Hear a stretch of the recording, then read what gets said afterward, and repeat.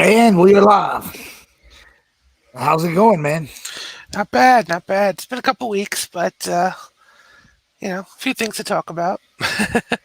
Yeah, we were just that little pre-conversation. We'll pick right up from there about where I was saying that since I've got some disability money coming and my monthly income will now be a lot more.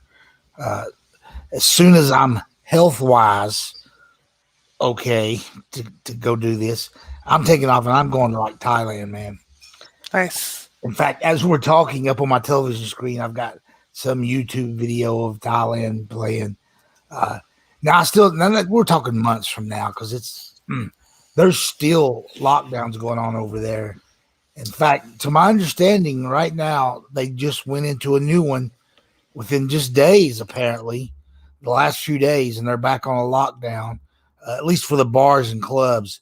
In most places, see, they break theirs up in different places throughout the country. One place you can go to clubs and bars and drink. Other places you can't. The Philippines is really weird like that. They got theirs really chopped up. Um, but I've spent quite a bit of time in the Philippines in the past, so I'm really looking to go to Thailand. And I have been to Thailand. Actually, I've been there twice, but both times were really like wham bam, and then I was gone. Well, one time I was there a month, but I basically had one evening in Bangkok, and then the next day we were out to a Thailand military base, and yeah, it sucked. That was not a great trip. Most of the trip was spent in rural areas and not in cities and things where all the fun stuff is. So I've always wanted to go back because I felt like I got shortchanged on it. And So yeah.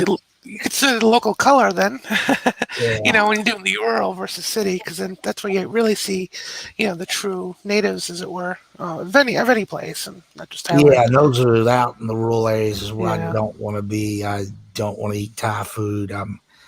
I'm good eating McDonald's and Pizza Hut and places like that. In anywhere there's a city of decent size over there, they have every American restaurant imaginable. Oh, no And doubt. a lot of British food places. I mean, it's it's very continental.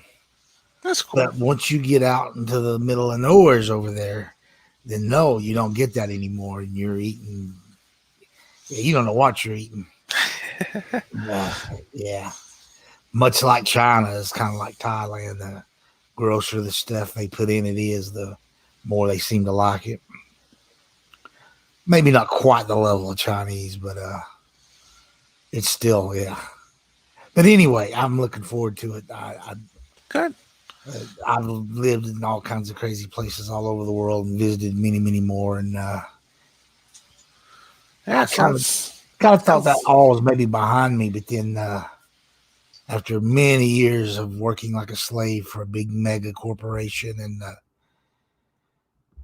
I don't know. And at some point when I realized, I could actually get by without work, and that was my plan. I was actually going to stop working and cash out a not my 401k, but my pension plan there, and then use that money to travel on. But right when I did all that was right when I got sick. And right when I got sick was also when the pandemic broke out.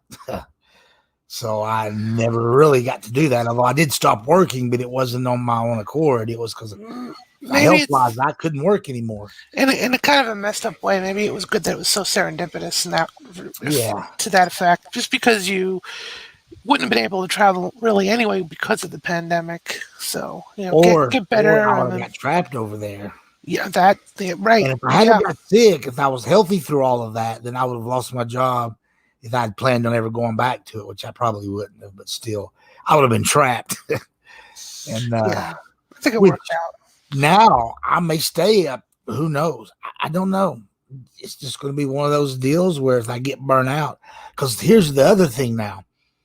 I can't go over there and drink and do crazy stuff because medically I'm on a very restricted liquid intake of any kind, not specifically talking about alcohol. No, I know what you mean. But I have to limit my amount of fluid every day. Yeah, so I can't get over there and start drinking booze and get all that. But I'm also old enough, and I've done all that in the past. That's probably it shouldn't be that big a deal. And in fact, the previous 2 years prior to me getting sick and having the heart failure, I not drank any basically, and not on purpose. I was working 12-hour shifts overnight and reached an age where I was like, yeah, I don't want to do that. So, but we'll see if I get over there and can't be trusted to not drink. If I'm doing bad stuff, then I'll have to just come home because that's health wise. I can't be taking those kind of chances. So we'll see how it goes. But wow, let's get back to gaming. Although we can talk about my hey, we will be doing this. We're still doing the podcast. I'll be doing it from over there. It all works out the same. I mean, it's exactly. Yeah, I mean, I'm looking forward to it. So I actually did one. Actually, I did a couple when I was in Germany, visiting my son right before the whole virus stuff happened. So this would have been like October of 2019 when I was in Germany for a month.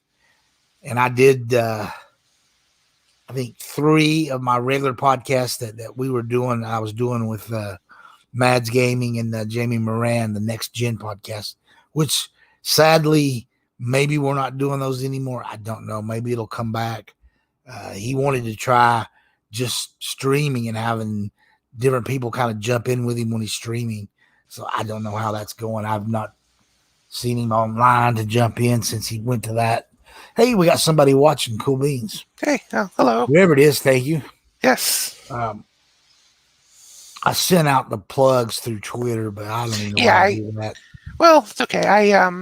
I see. Well, you're right. Copied it. Oh my goodness.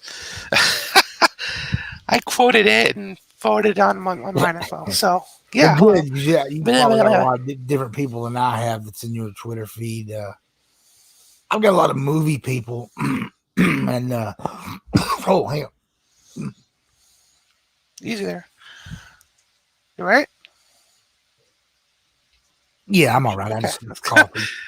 Still kind of scary when I don't hear anything. I picked my tea up and got it in hand so I can. I found that when I talk a bunch of stuff, sometimes I'll start coughing like that.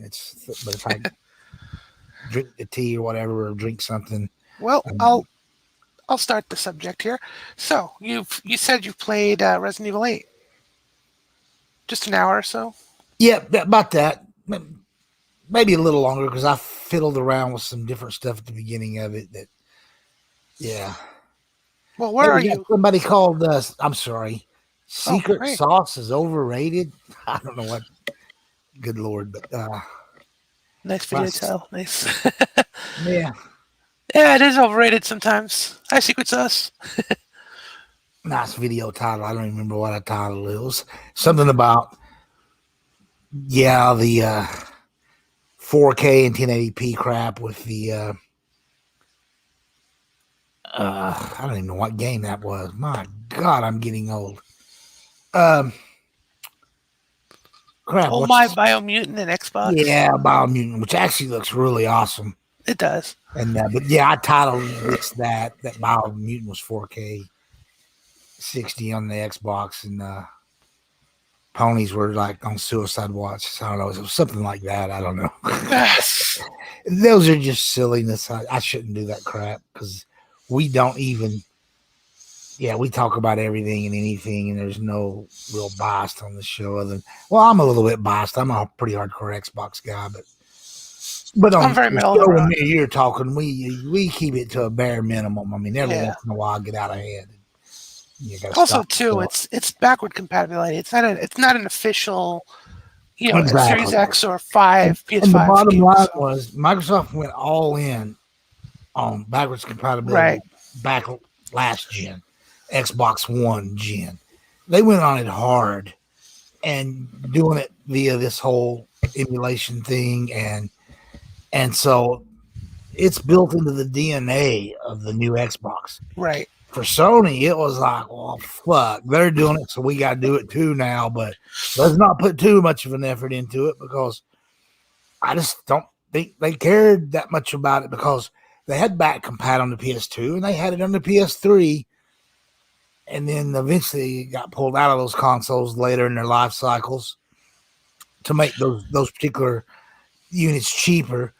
But more importantly, they had the data that people wasn't playing old games. And then when they jumped to the PS4, because they were now going to the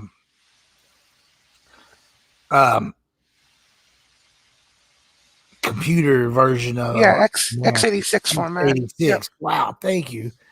That so nothing was going to be back compat without a lot of trouble, and so they didn't even worry about it going into that machine, and then whatever light switch was thrown on, or I know everybody talks about how Microsoft screwed it up at the beginning of the gen, blah blah blah, and all that. Yeah, whatever, but nothing could have predicted that the most dominant 360 that had just crushed everything for years, and all of a sudden PlayStation was outselling them. I mean, immediately from like day one, 2-1, and and Sony was like, "Oh shit, they didn't have any backward compat." And if you didn't notice, and I noticed, and I'll bring it out. There was much less cross-gen titles. Now, there were some in the beginning. Of course there were. But those cost a little bit more back then because you had to game separately on the system. So cross-gen, you blinked and that was it, man. It was all about the new. And I think people are mad because that's what they got last time. And I think people are crying because there are a lot of entitled gamers that don't fucking get it. That there's 100 million PS4 owners. They need to sell these games to those people too. And it's why. Well, it's also on a technical level too, because the PS3 was just its own architecture. It was a bear to program for as it was. And when the PS4 came out and they changed the architecture to x86, yeah, okay, that obviously there's no BC there because of the differences, but more importantly, they're not going to release a PS3 and a PS4 game because they're completely different, whereas a PS4 and PS5 are very similar with the architecture.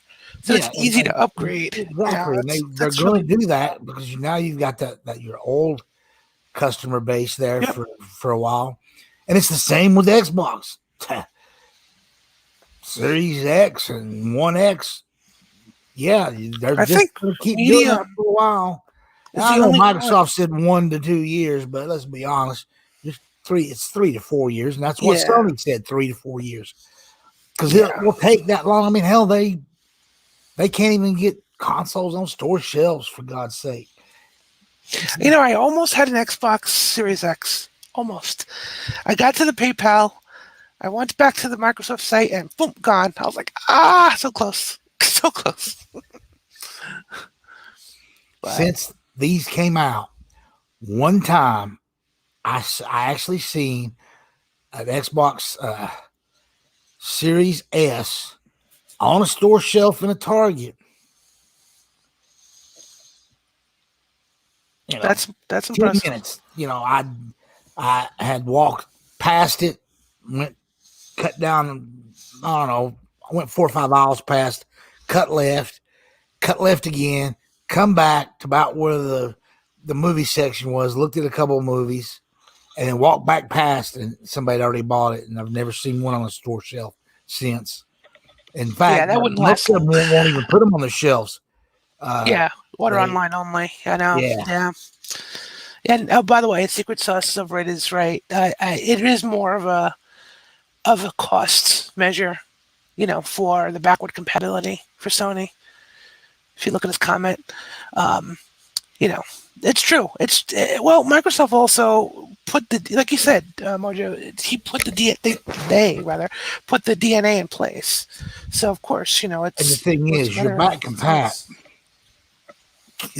can't be any better than what you're compat with. So Xbox One X was quite a bit more powerful than the PS4. People forget that. Forget so quick. Yeah. I mean, that thing was the 1X was a beast, and people just, I guess, because there was so much stupid crap put out. Oh, PS4 Pro is just as powerful, or no, it wasn't. The 1X was a filthy beast that just crushed the Pro, and the Series X is only a little bit more powerful than the PS5. Right. Right. I think it's like 30% is what I've heard, but 30% and what you see on screen, it doesn't equate to a whole lot of difference.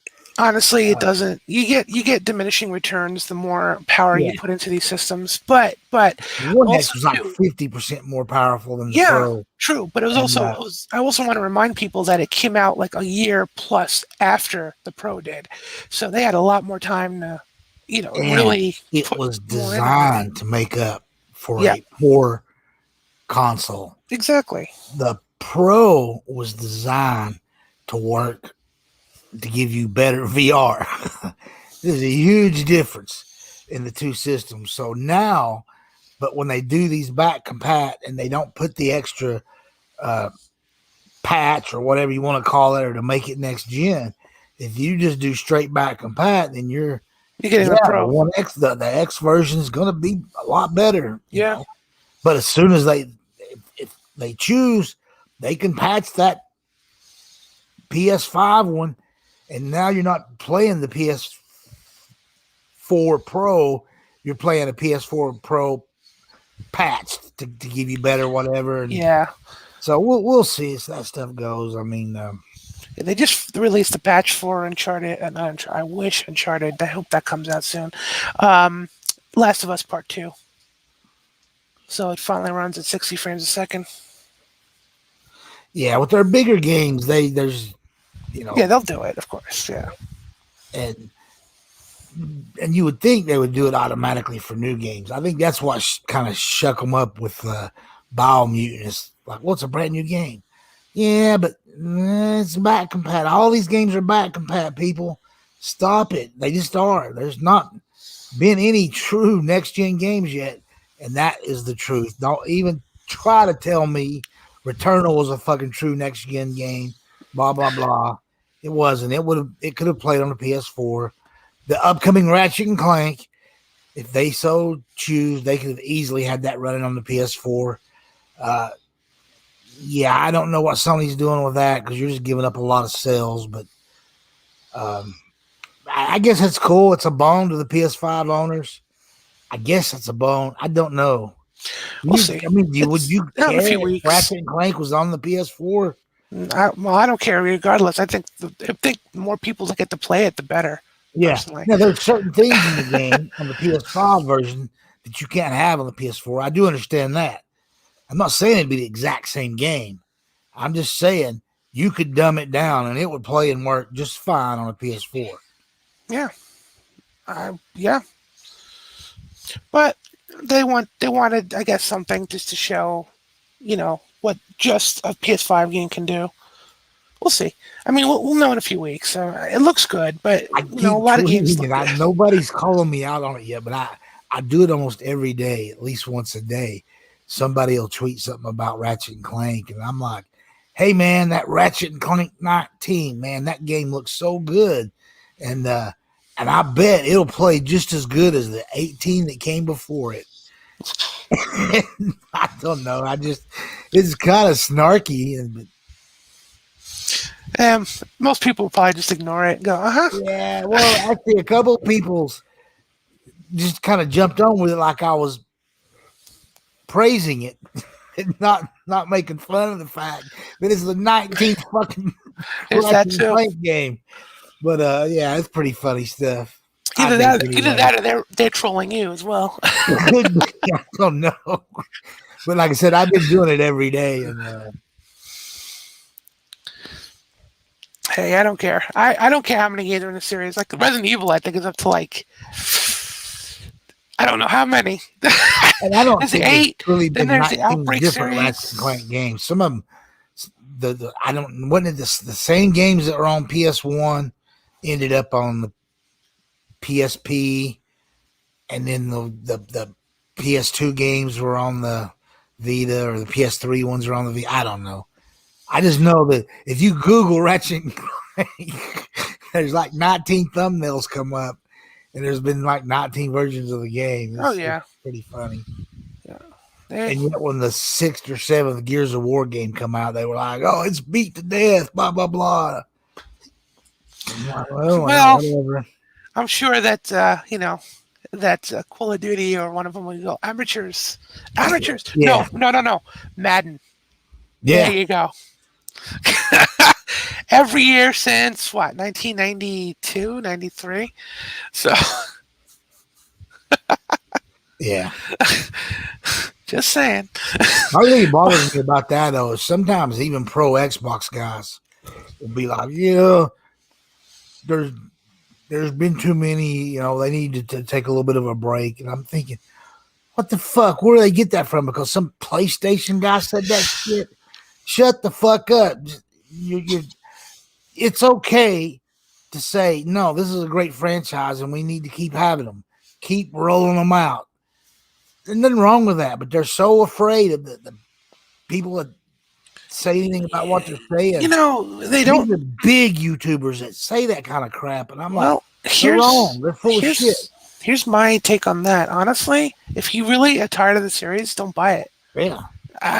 Just I mean, I know that sounds like a no-brainer, but true enough. I mean, if you don't buy it, and if enough people don't buy it, then they're going to get a hint, and then they'll tweak it in some way. This is about them being afraid of being critical on PlayStation and pro Xbox because of the backlash, and it's sad.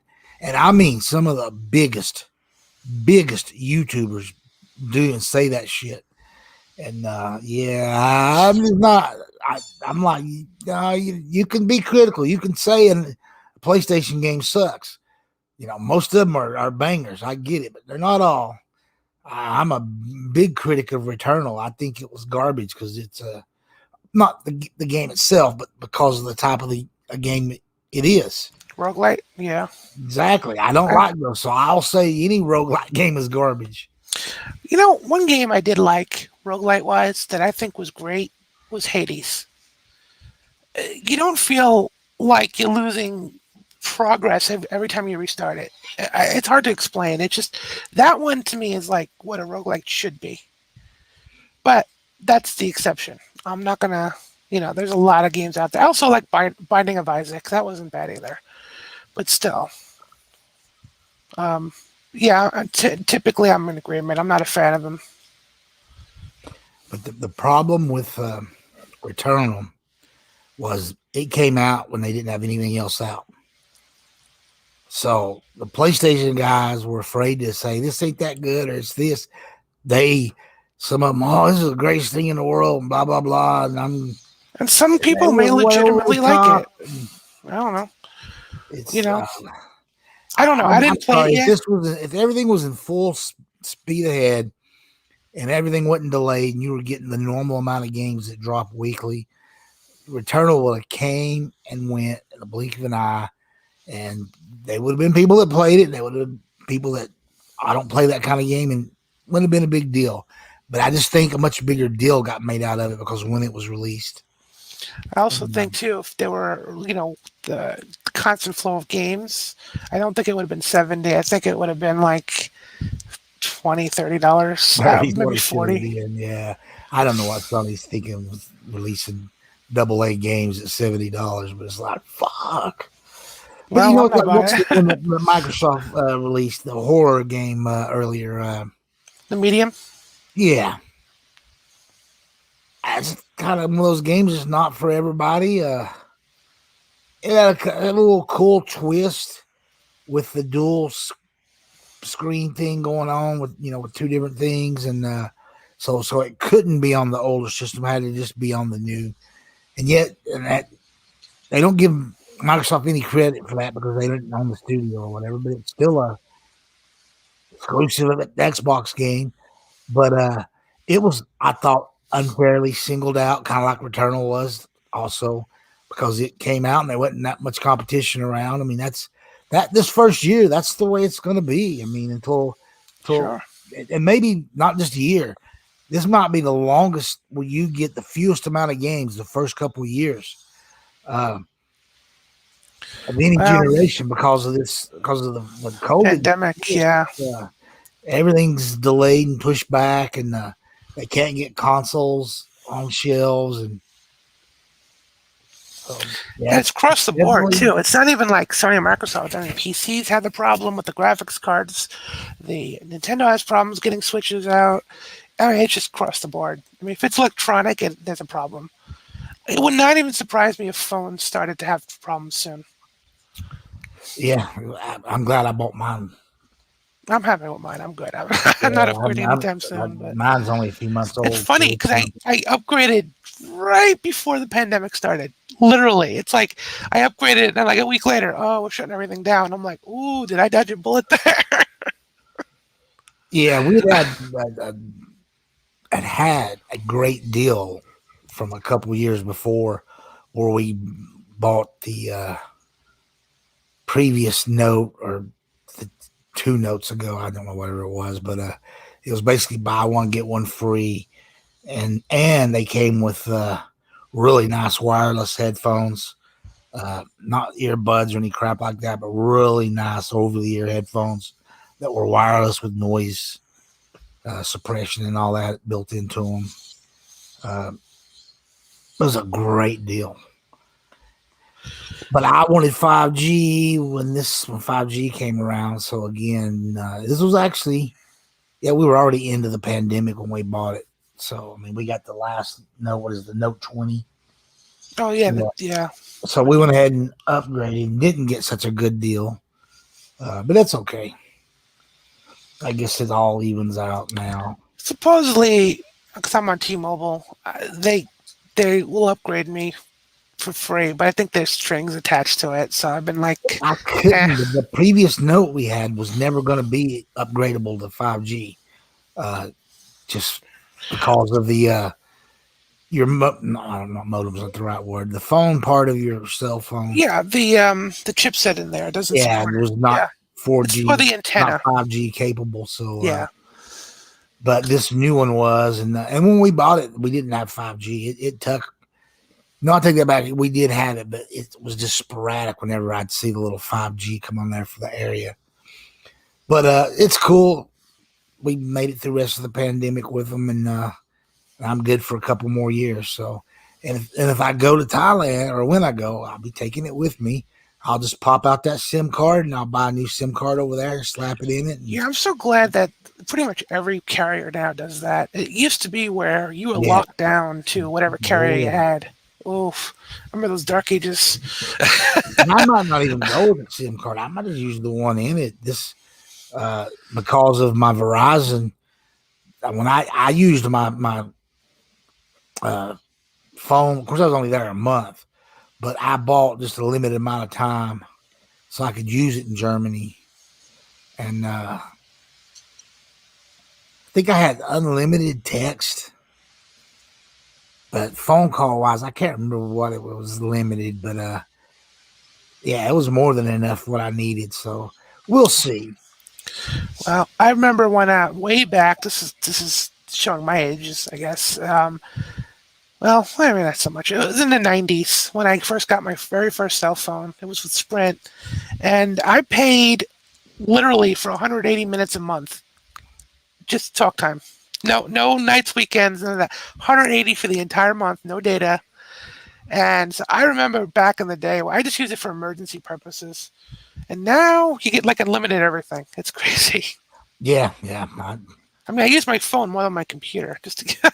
I think most people do. Yeah, it's your pocket computer. It really is. It does just about everything.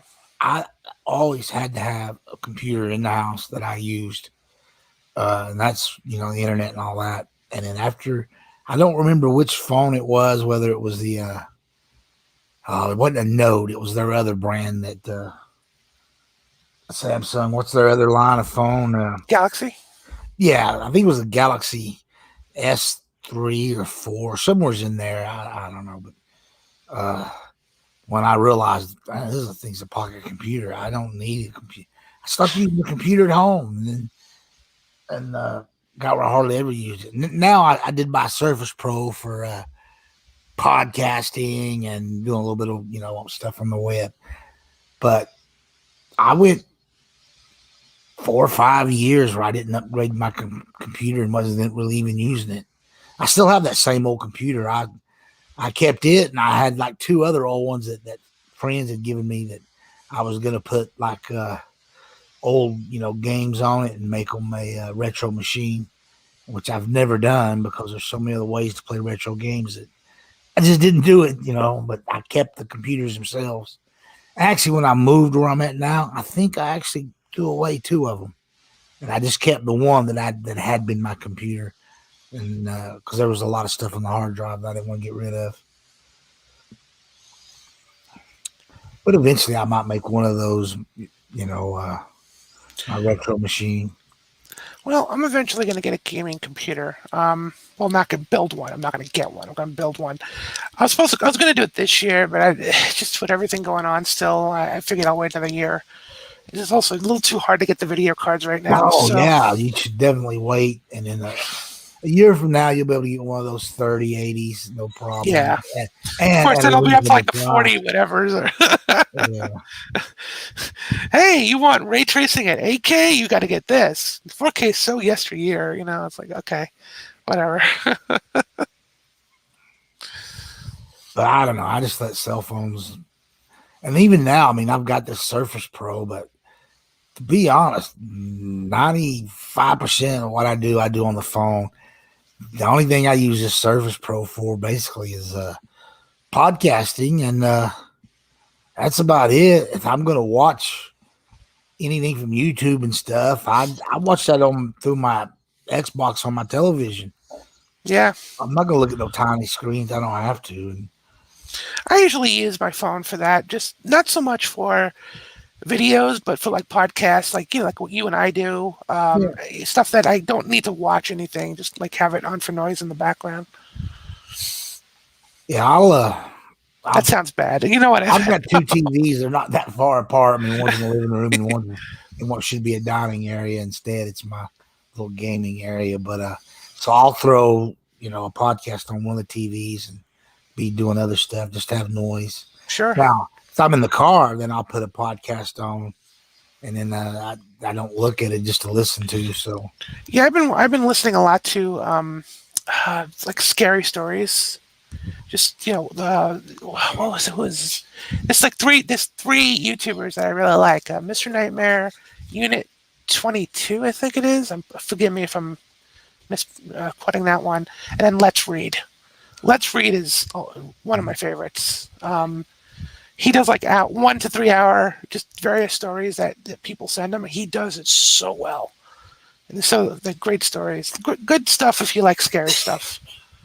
And it's not just like scary, it's scary in the sense that it's like it covers everything. It's everything from stalkers to just people having close encounters with, just anything. It's crazy.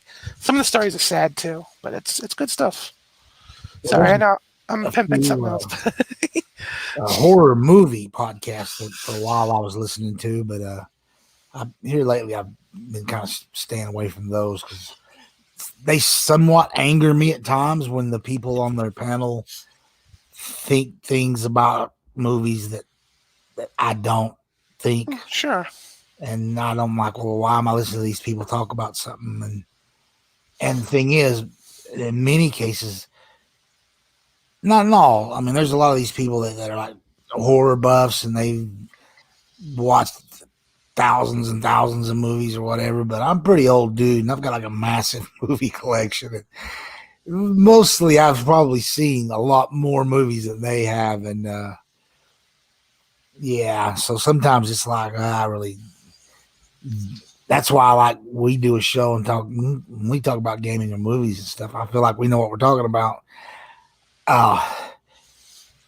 It's all opinion for them too. Exactly. For us. I mean, it is very opinionated. And some of the big YouTubers that do the gaming, that's why I was kind of alluding to earlier that they say things, and I'm like, well, it's not true. You just because you're on YouTube, you're not a fucking expert.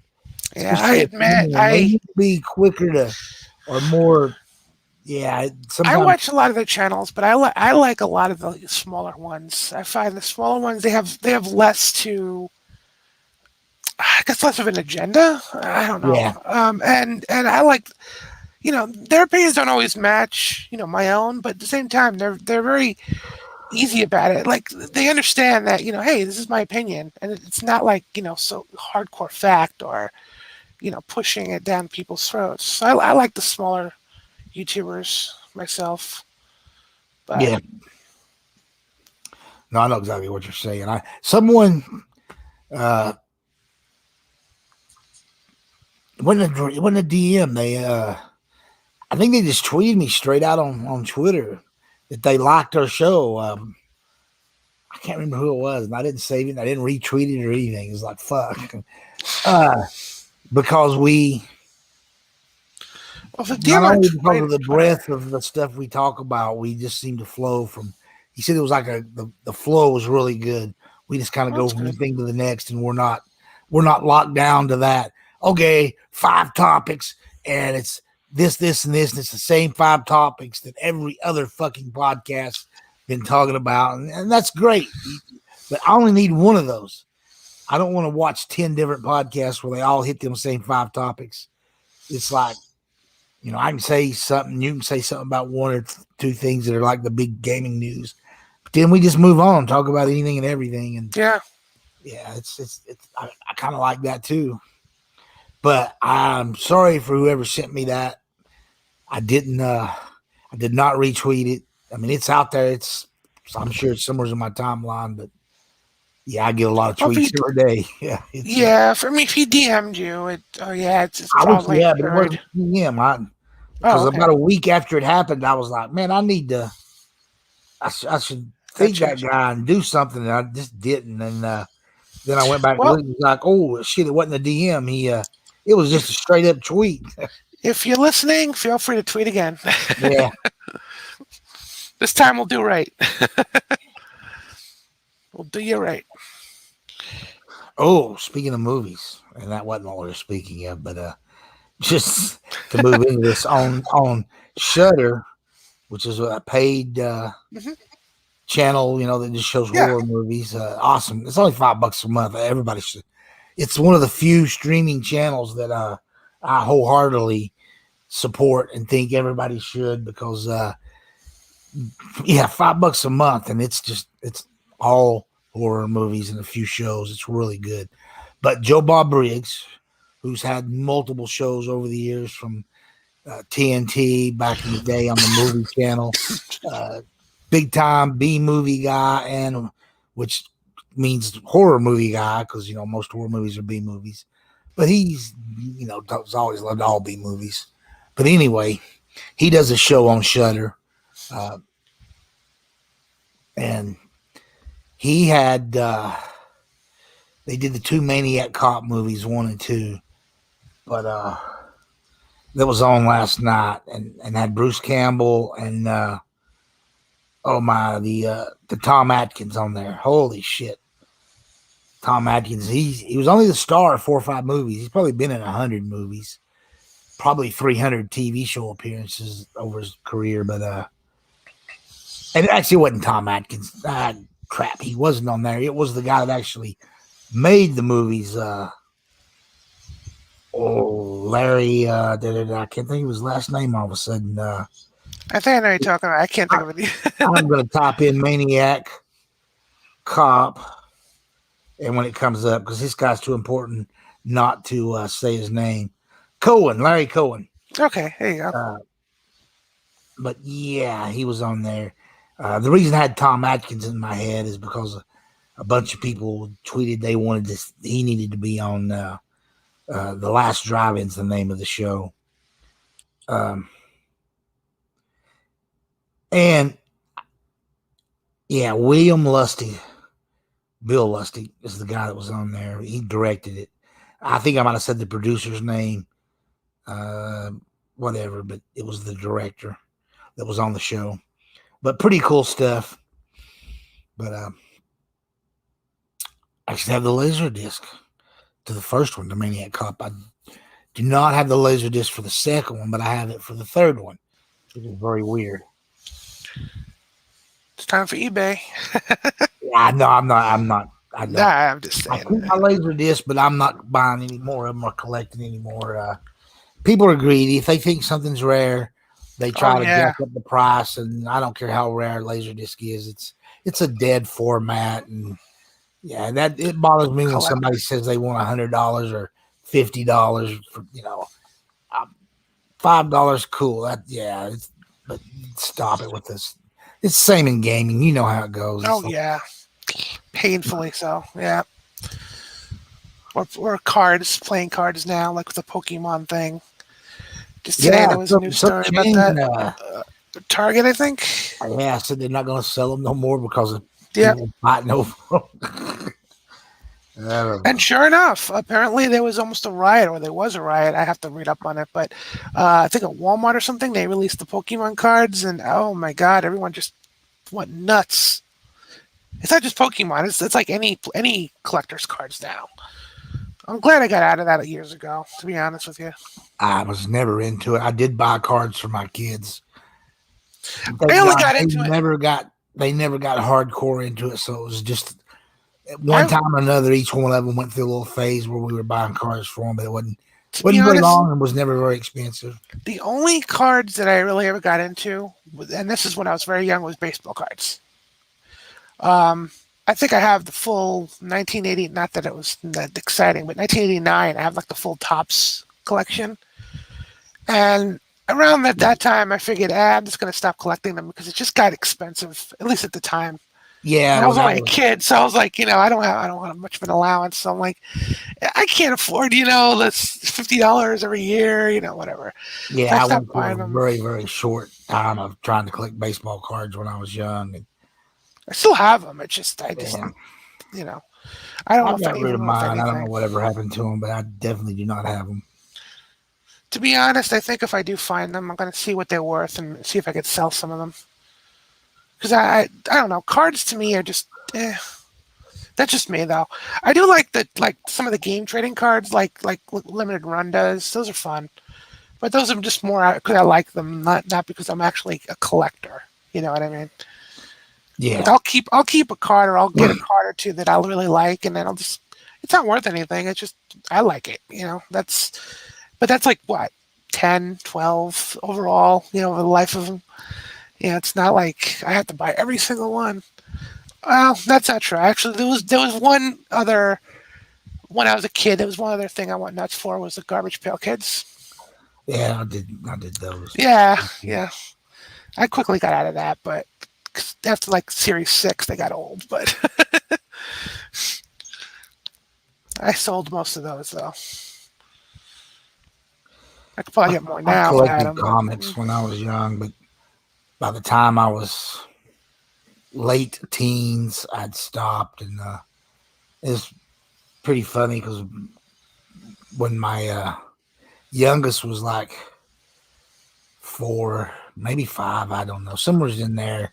And it was when Christmas was coming up, and it hadn't been that long since we'd rotated back from overseas, and money was a little on the tight side. So I sold some of my more, what I considered more valuable comics, and came up with enough money to go buy like a one of the big Power Ranger robots for him for Christmas. So that's cool. that was pretty cool.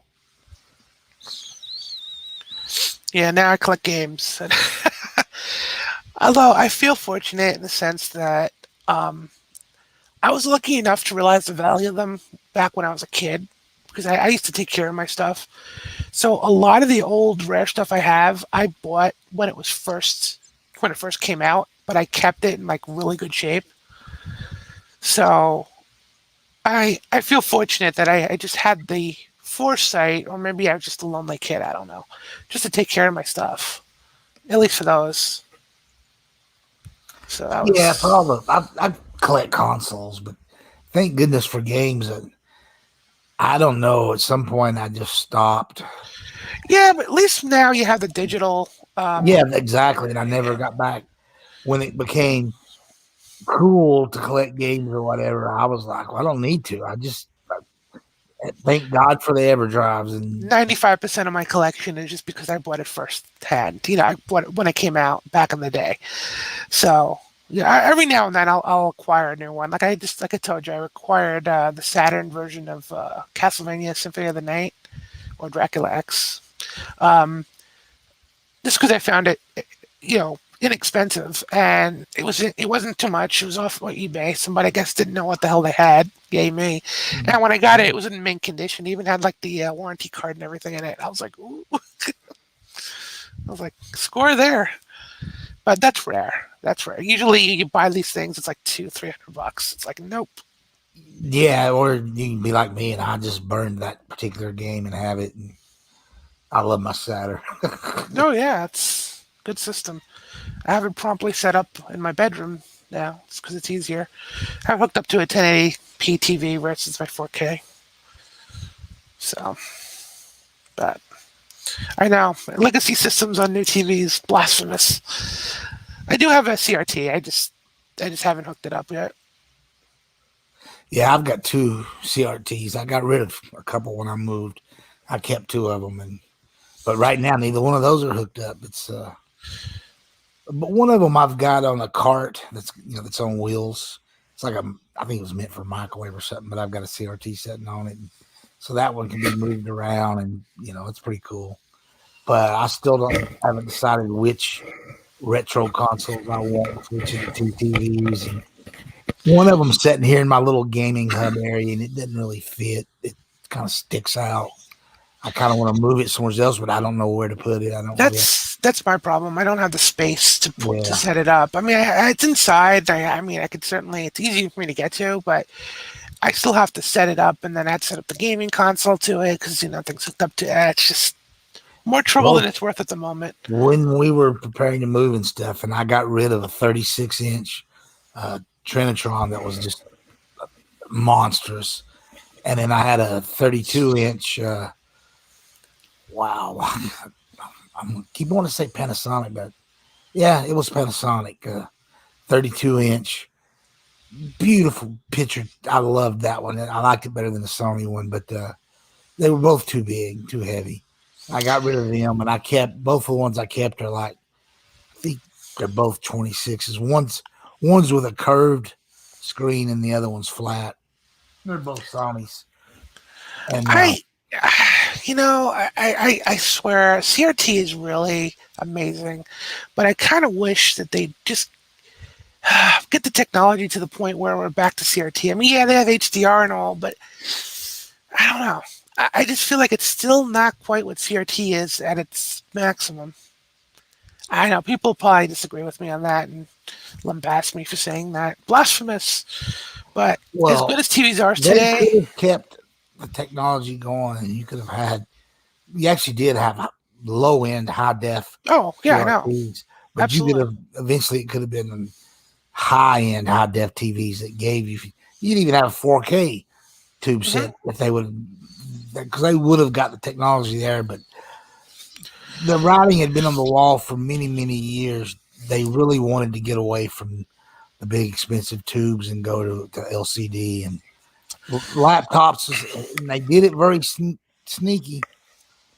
It started with laptops, and then they did all kinds of studies and blah blah blah, and came up with it. But true. I mean, I'm not knocking it. I mean, the TVs today are still good. I mean, I can't complain. I mean, I'm happy. Yeah, that's the other thing. When I get back from whatever trip I take, whether I stay 2 months or a year, as soon as I get back, I'm buying a minimum of an 85-inch 4K set for my living room. Just by that time, you probably get an 8K. The better. Bigger the better. Because they're pushing 8K now. Yeah. But not that anything uses it yet, but think within 10 years or even 15 years, there'll be enough 8K content to matter. They still don't have 4K content. I mean, yeah, on the Blu-rays and the Ultra Blu-rays, but not television. It's still streaming. Still, most of it is still streaming at 1080. Yeah, everything's still ton of standard defs. Yeah, which and sure, say standard def because I think a standard is old television, but within the high def world of modern televisions, standard def is just 1080p. Yeah, And honestly, 1080p. a lot of the 4K content that they do stream is really just upscale 1080p. Yeah. That's what people like. Oh, hey, no, you can. Cause I've had people, call me out and go, yeah, you know that you can just scale. You can stream 4K on Netflix, and I'm like, yeah, yeah, but how much is that is really true 4K content? Oh, all of it? No, No. no. It's upscaled to 4K, which is fine, but I just don't see the point in paying the extra for that. You know, Yeah. whatever.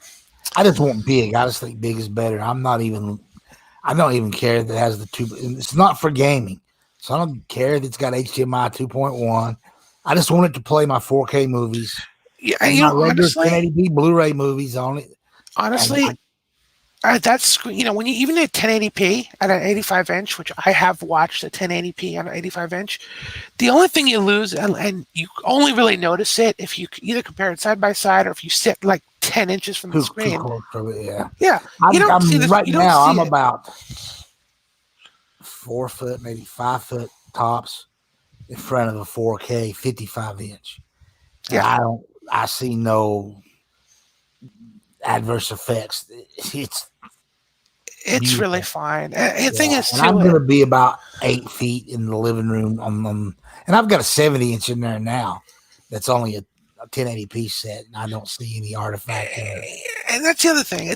We're way past DVD level at this point. Even Yeah, the standard Blu-rays, they're so much clearer. I mean, just forget the resolution for a second. Just the clarity of the colors and the lack of artifacting, so much better than it was with DVDs. Which okay, it should be because DVD now is an old technology. I feel old saying that, but it's true. yeah, that's Um, sad, but it is true. and and I feel like we finally got to the point where we've truly eclipsed Laserdisc in Some terms of quality.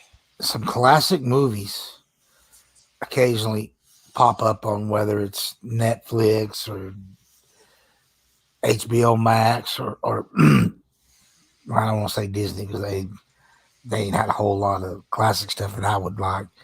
Just their Marvel stuff, but that's newer. But Yeah, anyway, what I'm getting is that something will be on, and I'll be looking at it, and then I'll remember. I'll have that on fucking DVD. I'll put the DVD on, and man, it looks bad. I know. And when I'm watching it on Netflix and seeing it in 4K or even upscale 1080p, and it's like, damn, that looks so good. Or in the case in the living room, it's not upscale; it's just 1080p.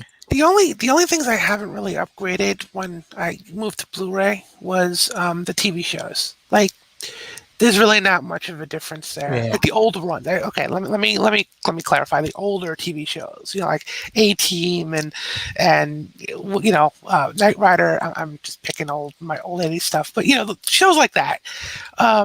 Shows that didn't really, or the old cartoons. Yeah, it didn't. They were shot on film. They weren't shot on digital. yeah, it's too expensive to go back and It is. It really is. read I'm okay with that. I whatever can they got live to with a do it little to make them, little and of course blur they could, and those artifacting. would look spectacular in Blu-ray or 4K. So they've done it with like the original OG Star Trek show and some other stuff. They They did did. the Next Also, Generation, and it didn't come out as good because the special effects were done at a lower res, uh, and they didn't. It's way too expensive to redo the oh entire yeah, all of the special effects shots. So they're just so you got the newly restored high def picture for the people part of it, but anytime there's any special effect, it jumps back to standard definition. it's kind of like Babylon 5. It's a little bit like that. No, it's exactly like that. That's another one of the shows. Same Yeah, thing. But great series though. Um, Not that I have to tell you that, yeah, but there's a lot of people out there that haven't watched that, or certain also Battlestar Galactica, especially the new series. Highly recommended. Um, and Battlestar is really nice in 4K if you're able to see it. yeah. But anyway, I'm getting off the That's subject all there. right. But can you tell I like sci-fi? No, I'm the same, man. I just wish the Sci-Fi Channel showed more sci-fi. Seriously, They don't show very much these days. Very little original like they used to. It's kind of sad. But Yeah. yeah, it may never get better because when they try to show pure sci-fi stuff, they don't get the ratings. So Sadly, that's what pays the bills. That yeah, advertising. I So think.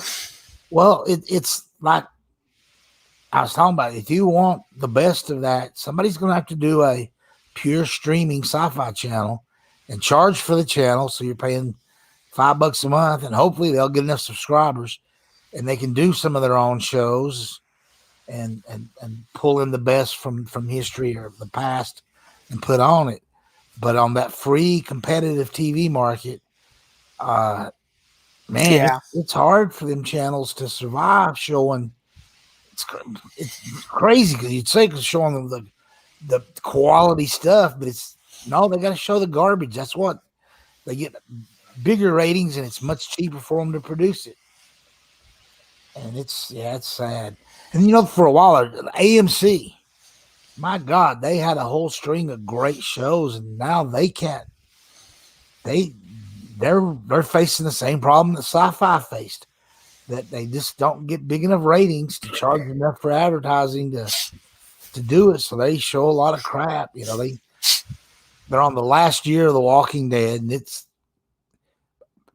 didn't get nowhere near the ratings it used to. right. Now, they still have Fear, but it never got the ratings that the original Walking Dead got.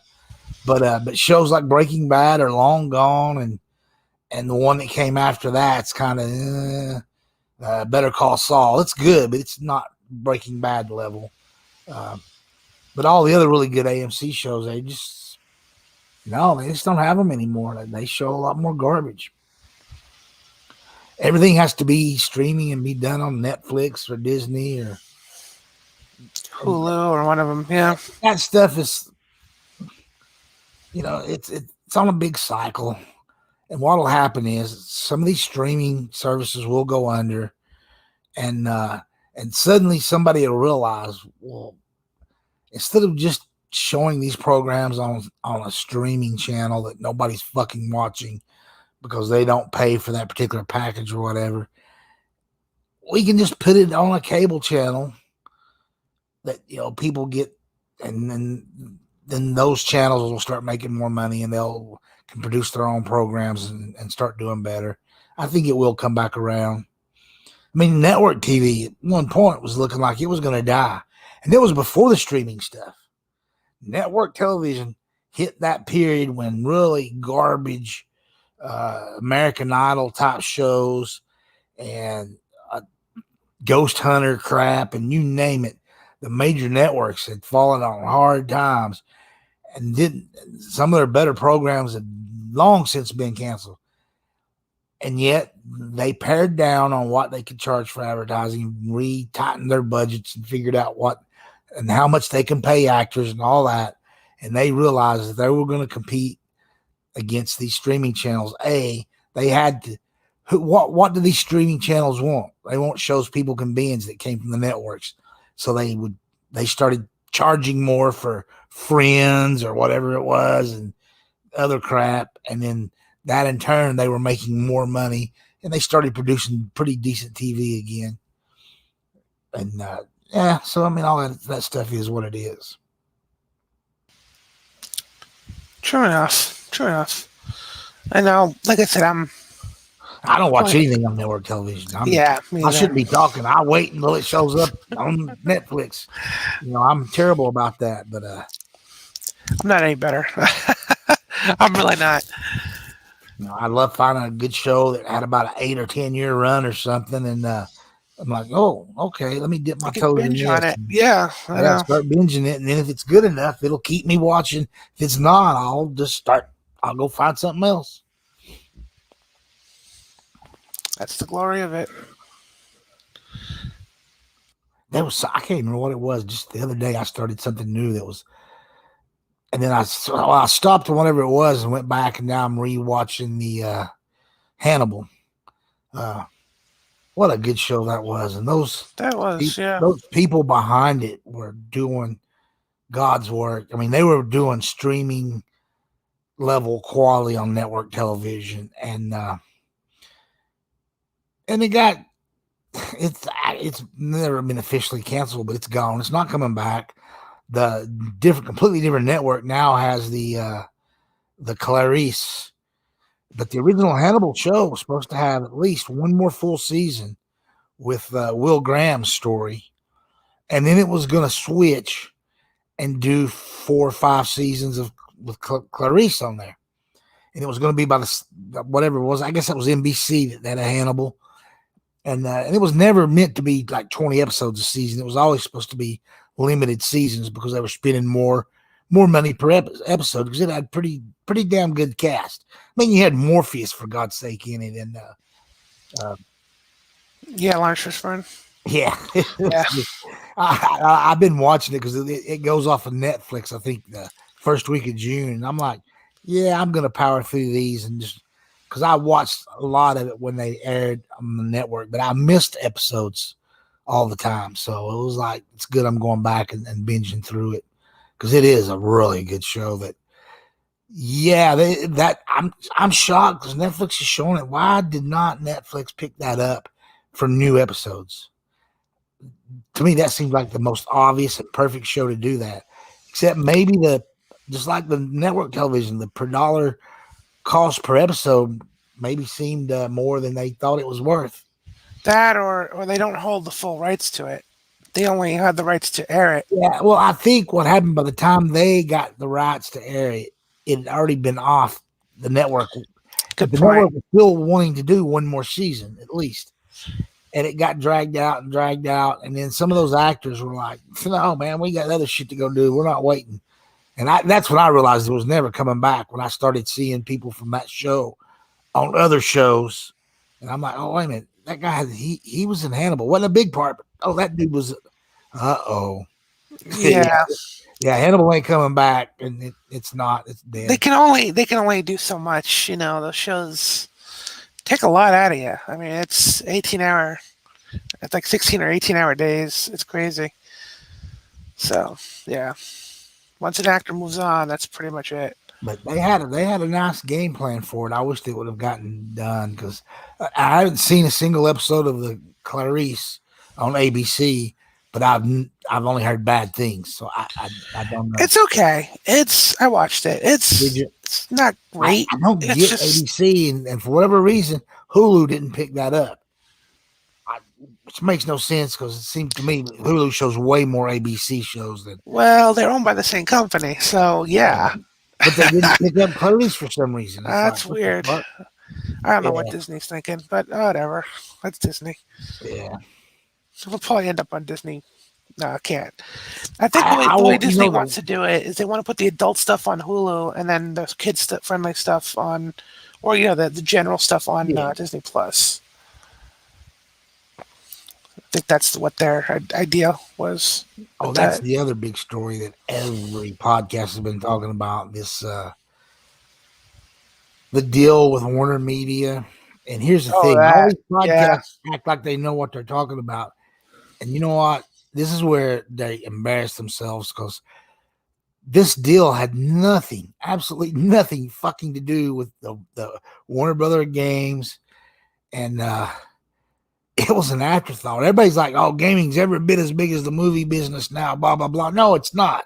You know why? Because a deal like this happens and the gaming stuff was a fucking afterthought. They didn't care. And they ended up splitting them up. And some of the gaming stuff went to the one part, and then some stayed with that was crazy. And no one can really knows what's happening with the game. So when they try to talk like they do know, they're full of shit because if you watch some of the big time YouTube stuff like Grace Randolph, even when she was talking about it, Games Zero was not even this was all about AT&T wanting out of the movie business that they bought their way into and had gotten themselves into way too much debt. And it wasn't just from buying Warner's, by the way. AT&T, there was some other big purchase they did that also flopped. I can't remember what it was, but it wasn't anything to do with anything with this. It was just some other big purchase they made where they spent $20 or $30 billion, and it didn't pan out. But anyway, so the bigwig AT&T execs, along with the people from that whole Discovery streaming cable package, whatever group of stuff, figured out a way. Well, let's combine the AT&T stuff, which is actually all access CBS, whatever. But it's crazy. But nobody's still 100% sure, other than no, I take that back. It doesn't include the CBS all access shit. It may end up, that's still up there. And actually, they may end up trying to buy out Peacock and make all that merge into one massive. This is all in response to Disney, and buying Fox. But anyway, Yeah. the big thing was AT&T did not know how to run Warner Brothers and didn't know how to do the movie stuff, and they wanted out. And to be honest, the people at Warner Brothers wanted them out. And as part of that whole deal, there was other things that they're like, well, we'd like to just be streaming over at that Discovery Plus, and it was a way to merge stuff into that and then get the Warner Brothers stuff separate on one side. And I don't know, but the gaming stuff, they don't know what's going to happen. I mean, at some point because AT&T still owns like 70-something% of this new thing that's been created, and they're going to sell that. Okay. That could take weeks, months, who knows, a year, 2 years. But until then, the shareholders, not AT&T as a company, but the shareholders who own AT&T separately now are owning and running this. And it's this weird stuff. But the gaming part of it is the true big mystery, because it was really, honestly, a fucking afterthought. This was all about getting AT&T out of the movie business, not out of the gaming business, which they were in, only because of the purchase, of Time Warner, and which got them, Warner Brother Games and the other 3 or 4 development, how many ever there is. But yeah, it's a big old mess. Hopefully Microsoft will somehow get a couple of those. I'd love to see them get another round, but I'm not counting on anything on this, because it's like I said, I think they want to get AT&T completely out of the picture and then let this new company decide on what gaming part they want to keep or sell off and figure all that out. Yeah. Well, we'll know in due time. That's for sure. Yeah, I mean, and then it may not be as soon as people think or want, because there's still, this is a big moving thing that can, it might take a couple years for everything shakes out. And if that means some of these gaming companies have no more money coming in other than the bare minimums to pay for the base salary of how many ever devs work there and keeping the lights turned on, they might not get the X amount of millions of dollars to make another game. They may just be in a holding pattern until they're sold to somebody, or until whoever decides, yeah, we need to be making a game and making money. We own this, so here's $100 million, go make a game. But it's hard for movie people. It's hard for television people or streaming people to understand. It takes 3 to 5 years to make a game. So when you invest that $100 million, it's you ain't seeing that money for a long, long time.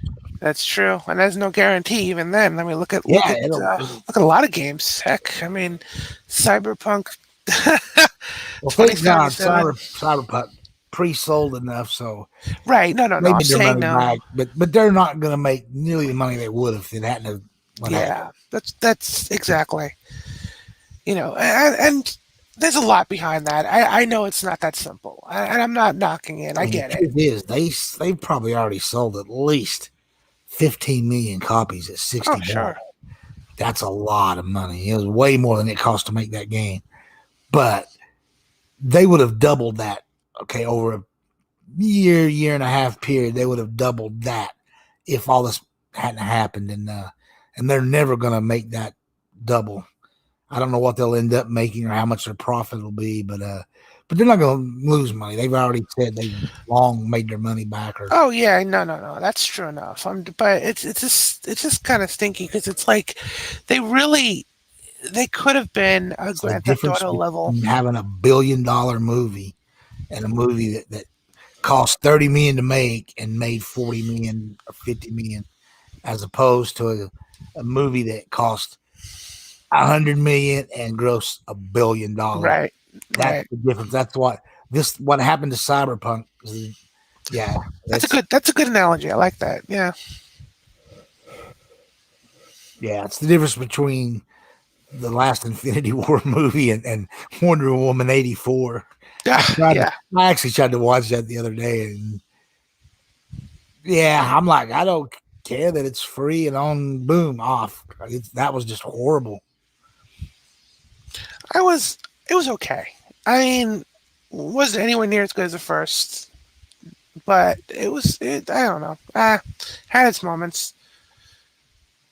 I just like It's more action in movies like that, and but I guess it didn't hurt that director. And even though this was her baby, she was the one who wanted to make that story. She was given carte blanche, free range, and this is what she chose to do. But apparently, it's not hurting nothing. She's still getting a Star Wars movie, and she's getting a third Wonder Woman movie to direct. So, well, good on her. They don't, and I don't think you should be penalized for one not as good as performing movie, or in this case, I consider it a bad movie. I didn't like it, but you said you were okay with it. Yeah, I was But at okay the with it. same time, what I'm getting at is it didn't make near the money that. But Oh no, yeah. now everything's kind of screwed up now because of COVID. So no one knows. I wish this would have dropped at a normal time, and then you go, oh, first movie made 800 million, and this one only grossed 250 million. Yeah, there's a problem, but we'll never know because they're always gonna on the books. It'll just be that asterisk, Oh, that was the COVID year. It's kind of messed up. Right. It's not just the COVID year. The next 2 years after, no movie's ever going to gross what it would have prior to this happening. And I don't understand that. I don't get people's fear of being in a theater. My son says he understands it. That the setting for an hour and a half or 2 hours in a closed room with people. But I'm like, not if no. Once the pandemic's over, it's over. It's like it's not people. He's young, but you know, The problem is pandemics come and go every 150 years or whatever. But it's the perception. It's yeah, because of what people believe would happen. Even though the pandemic can come and go, but then you see a movie like Outbreak, where just one person starts coughing and the person's laughing, and it goes right into that. If you've ever seen that movie, I'm sure. I've seen it. I didn't Yeah, actually like that one. I've seen other movies though about pandemics that I liked, but I didn't particularly like that one. yeah, right. I'm just saying, but that's just people see that or feel that's what happens, and then they get scared, and they never really recover from that. It's just human nature, unfortunately.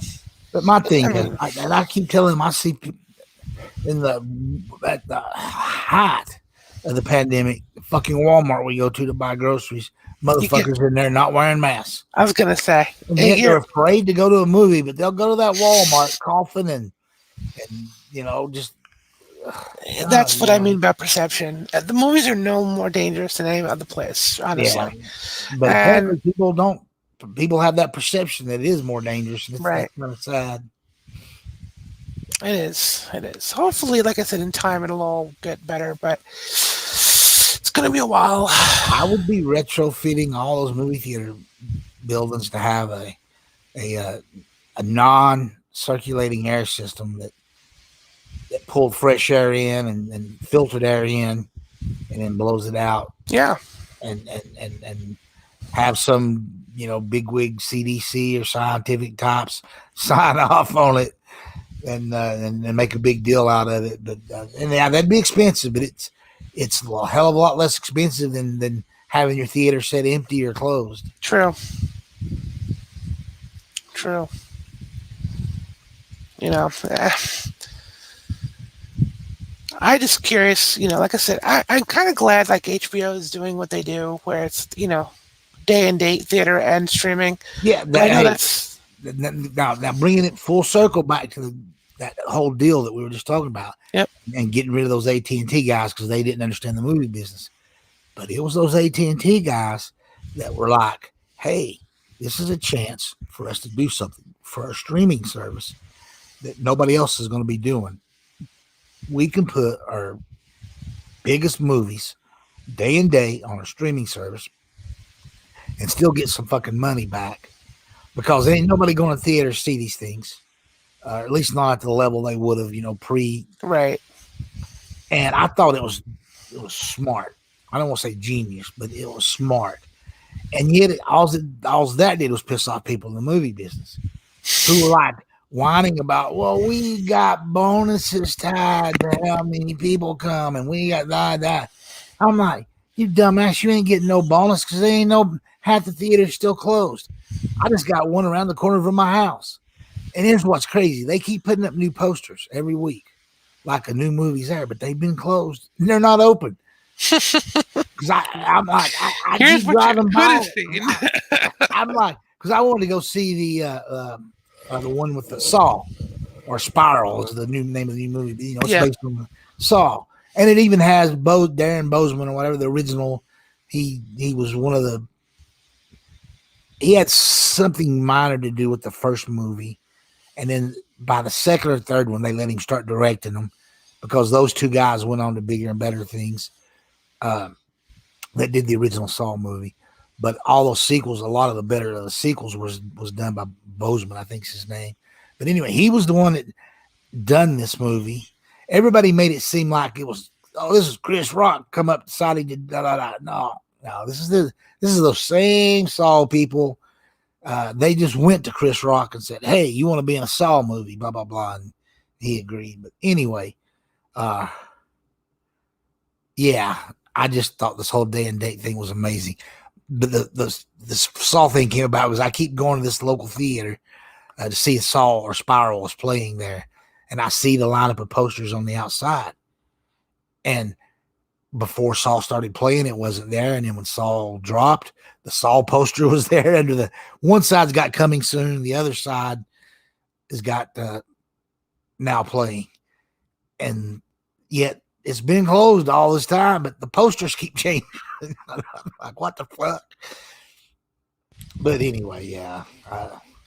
Unfortunately, Spiral's not a Warner Brothers movie. It's Lionsgate, so we ain't getting it day and day. But it'll show Yeah. up on one of them services sooner or later. Oh yeah. No, certainly. Certainly. But yeah, I have loved that. Oh, the big zombie one by Zack Snyder. It's good. Oh, I haven't seen that. Is it? Good. Day and date and HBO Max. I watched it last night. And the funny thing was, the first, I don't know what happened. There was a certain portion in the beginning. I just kept saying, "Oh, I don't care about this. I'm so desensitized because of The Walking Dead and Fear of the Walking Dead and the crazy zombie show that was on Sci-Fi. It was real low budget. The people that do like the Sharknado movies are the same ones that did that zombie show. I can't think of the name of that company. Was it iZombie? No. That sounds no. iZombie was a network show. I like that too, by the way. Yeah.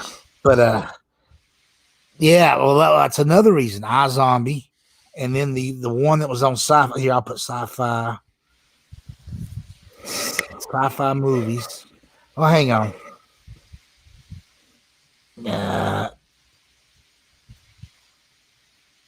Here we go. Lava Lantula. What the hell? I don't want to watch that movie. I wanted to see info about it. Crap! I gotta get the name of this company because they are like a big time low budget that make they're the ones that make the Sharknadoes and other stuff. Anyway, they did a zombie show on Sci-Fi. It ran 4 or 5 seasons, and it's really good, by the way. It's really good. I liked it. By the time I started watching it and got into it, I'm like, I actually thought by the time you got to the fifth or sixth season of The Walking Dead, that sci-fi show was better, even though it was crazy low budget. But anyway, I was desensitized. I'm like, this. I don't care how much money they spend on this big budget, Zack Snyder zombie movie, and you know what? But I kept watching. I kept watching it. Fuck, it's really good. And at some point, I was like, damn, he got me. I mean, this thing is great, and he set it up to do more. If they get the numbers they're looking for, because it is just, mostly streaming, although it did drop in some theaters. I don't know how many they put it in, but I don't think it was no major, theatrical release. It was never meant to be because it was on Netflix. Right. But yeah, I was like, cool beans. And I hope he does another one. And they've already got like an animated TV season that's going to be a prequel to this movie. Huh. It's already in production, so that'll be dropping soon on Netflix. I'll have to check it out this week. Yeah, it's good. Like I said, I've seen zombie movies that are way gorier. I've seen zombie movies that were more grittier and more realistic, I thought. And yet, this is Zack Snyder thing. Like all his other movies, it's polarizing. His style of filming and all that, it's classic Zack. I mean, so I just kind of gave into it and rode that way through the rest of the movie, and I enjoyed it. I like his style. I have no problem with it at all. I've pretty much liked all his movies. So, I'll probably love it then. Yeah. And like I said, I ended up enjoying it more than I thought I would. I kept trying to tell myself, oh, I don't like this. I've seen too much zombie stuff. I've seen too much. And you know what? I just kept watching it because it's the way, it's what you're talking about, the way he shoots. I don't want to say beautiful, but it's got that Zack Snyder look and the action. Yep. The way he does things, I just like it. I found it enjoyable. And good cast. I mean, even the people in the minor parts are really good. And it's pretty funny because it's got the guy from the wrestler that was in the Guardians of the Galaxy movies. What's his name? Dave Bautista. So he's real good in it. But here's the thing: a lot of people don't realize. Okay, the guy that directed Guardians of the Galaxy. Peter Gunn. Huh? Peter Gunn. Not Peter Gunn. But James Gunn. James Gunn. I'm thinking James of Gunn wrote the remake of Zack Snyder's first big budget movie, the zombie movie, the remake of Dawn of the Dead. James Gunn wrote that. So and then years later, Zack goes back to a zombie movie and brings a cast member from the James Gunn movie. It's pretty cool, and how all that stuff kind of works out. It's who you know and all that kind of thing. But anyway, the cast is really good, and it's better than it had a right to be. Let's put it that way. And I really hope he gets to make a second one. It ended on I don't want to say a cliffhanger because they threw it into as an after credit scene or whatever, but to kind of set up another one. And like I said, there's already a prequel animated cartoon coming. Army of the Dead. Sorry, I don't have an answer for crap! The Alexa just started talking to me. She heard whatever I was saying, and then she came back and said she didn't have an answer to that. Scared the shit out of me. I was thinking a female voice comes out of nowhere. That is funny. Oh god. Here we go. Sci-fi movies, zombies. No, those are real movies. Crap. Here we go. This is more movies. They're not TV shows. Z. I think it had the letter Z in that TV show. That's going to kill me if I don't remember it before I clicked on sci-fi. Here we go. Surely no, it's only showing me movies again. Come on, Google. Sci-fi zombie TV show. If they can't figure that out, I'll give up. Z Nation. Holy shit. There you go. Have you ever seen that? I have not. Watch it. Oh my god, it's. I think the whole thing's on Netflix now. It's. At first, you think this is horribly bad and so low budget compared to, say, The Walking Dead, but yet that empowered them to do some crazy shit. And yeah, it's really enjoyable. It's a good show. Yeah, it's got some good reviews here. I'm looking at it now.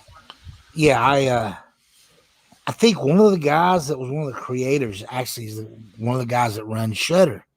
They got that Shudder channel going now.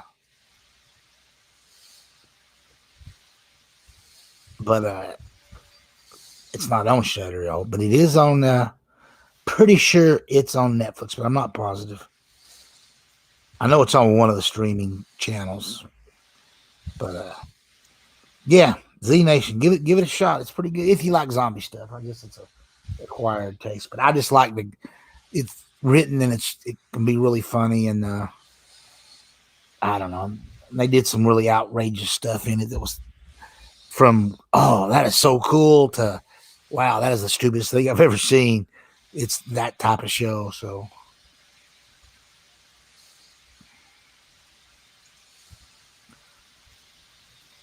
but yeah, let's round it up. We're at what, about an hour and a half? Yeah, approximately. Yeah, it's getting that time. I got to make some fresh tea anyway. I'm completely out. Make some and then kind of hunker down and find something to watch for later. Probably get back into do at least an episode or two of Hannibal before I go to bed tonight. Yeah, I'm probably going to continue on with my next playthrough of Resident Evil. There you go. I'm going to jump back in and finish it, but there's just so much to play. What about the big sci-fi one, the remake? You doing that yet? Which one? I'm talking about. Sci-fi remake. Sorry, I'm trying to think. You talking about oh. The big one, yeah. Yeah. That one. Mass Effect? Yeah. Yeah. Eventually I will. I haven't done it yet. I haven't gotten it yet, but I will. I bought it, but I haven't played it yet. I'm not going to for a while. I'm in no hurry. I had the originals and I've played them a couple times. I liked them back then, but I was never a Mass Effect freak. I'm there with you. They're very enjoyable, but it's not my favorite of all time. But boy, you say that, and they'll start attacking you on the internet and Twitter. That's fine. Feel free. I didn't say I hated it. I said it's all the cool YouTube people. They live and die for Mass Effect, and that's all they talk about. And it's like, whatever. Shut up. And it's still just a fucking remake. I'm sorry, but it's and you're not supposed to say this because it's a beloved game, but it's a cash grab. God damn it! What don't you get? They could have let Xbox upgrade the res as well as the frames per second. Okay, easy on this game. It's not that demanding. They couldn't have done that for free. Yeah, they charge for it. I know. I get it. It's BioWare, and BioWare is owned by EA, so they wanted to cash grab. We're remaking it, blah blah blah. And I'm not saying it's not a lot better. I know it is. But it's still. I'm sorry, it's still a cash grab. Hey, I've gotten so many arguments over that. Boy, they get mad at you too. I love their Mass Effect. Just like I'm going to say this now, I love Nintendo, but that amiibo just to unlock the fast travel and Skyward Sword, that's a cash grab. That's BS. Yeah.